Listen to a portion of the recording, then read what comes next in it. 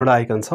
यहाँ चाहिँ जान्नुपर्ने के हुन्छ भने हामीले अहिले सुरुमा चाहिँ कहाँ जानु पर्यो, माई पर्चेस सोर्समा जानु पर्यो। अब माई पर्चेस सोर्समा गइसकेपछि यहाँ हेर्न सक्नुहुन्छ यो के छ भने हाम्रो यहाँ स्क्रिप्ट छ, त्यसपछि पेन्डिङ र त्यसपछि अल स्क्रिप्ट छ है। यहाँ चाहिँ के गर्नु पर्यो भने माई पर्चेस सोर्समा गइसकेपछि त्यहाँ आफ्नो स्क्रिप्ट चुज गर्नु पर्यो। यहाँ देखाइरहेछ स्क्रिप्ट चुज गरेपछि तपाईँले सर्च गर्नु पर्यो र सर्च गरिसकेपछि दुईटा टिक लगाउने अप्सन आउँछ। यहाँ टिक लगाउने र जस्तै यो मानौँ न हामीले सानिमाको गर्दैछौँ, सानिमाको गऱ्यो भने सर्च गर्ने र सर्च गरिसकेपछि चाहिँ यहाँ हेर्नु है यो चाहिँ हाम्रो यो यसरी आउँछ। यसरी क्लिक गर्ने, क्लिक गरिसकेपछि चाहिँ के गर्नु पर्यो, प्रोसिड गर्नु पर्यो। प्रोसिड गरिसकेपछि यहाँबाट आउँछ यो गर्नु पर्यो र यो गरिसकेपछि चाहिँ के भयो भने यहाँ हाम्रो WACC क्याल्कुलेट गरेको देखाइरहेछ है। यो चाहिँ भयो तपाईँको माई पर्चेस सोर्समा गरिसक्नु भएको छ। अब यो पछि चाहिँ के गर्नु पर्यो भने तपाईँको यदि पहिलोचोटि सेयर बेच्नु भएको छ भने तपाईँलाई अलिकति टाइम लाग्न सक्छ होइन। जस्तै आज सेयर बेच्नु भयो भने 3 बजेपछि क्लोजिङ भइसकेपछि चाहिँ के गर्छ भने तपाईँको सेयरको लागि चाहिँ यहाँ फेरि के भन्छ उसले ट्रान्सफरको लागि चाहिँ रिक्वेस्ट पठाउँछ ब्रोकरले चाहिँ।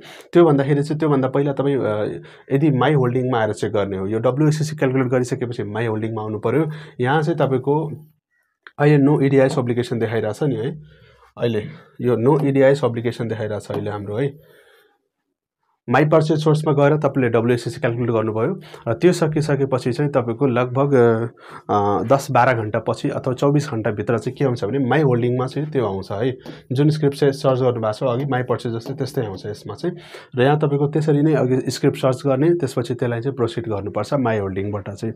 यो दुईवटा चाहिँ पर्चेस सोर्स र माई होल्डिङमा गएर तपाईँले टिक लगाएर उसलाई चाहिँ ओके गर्नु पर्यो, प्रोसिड गर्नु पर्यो।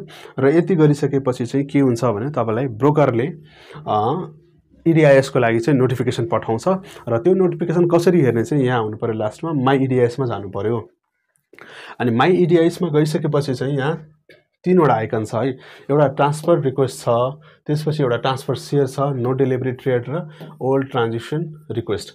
अब यो 3वटामा तपाईँलाई ओके सो यहाँ आइसकेपछि चाहिँ यहाँ हामीलाई जान्नुपर्ने भनेको सेयर ट्रान्सफरमा जाने हो। यसमा क्लिक गर्ने है, मानौँ यहाँ क्लिक गर्ने। अहिले यहाँ कुनै पनि EDIS छैन, यहाँ के भन्छ नो EDIS फर टुडे भनेर छ है। तर यदि तपाईँले सेयर बेच्नु भएको छ भने तपाईँको यहाँ आएर बस्छ सेयर ट्रान्सफरमा। यहाँ आइसकेपछि तपाईँले त्यो लिङ्क क्लिक गर्नुहुन्छ र त्यसमा ओके गरेर प्रोसिड गर्ने हो भने सेयर ट्रान्सफर गर्नुहुन्छ। सो यसरी बुझ्ने हो भने तपाईँले सेयर बेचिसकेपछि चाहिँ माई पर्चेस सोर्समा जानु, माई पर्चेस सोर्समा गइसकेपछि त्यसको स्क्रिप्टको WACC क्याल्कुलेट गर्नु र केही घन्टा सकिसकेपछि तपाईँले माई होल्डिङ्समा आएर बस्छ त्यो। र माई होल्डिङमा पनि सेम नै प्रोसेस गरेर तपाईँले त्यसलाई प्रोसिड गर्नु पर्यो।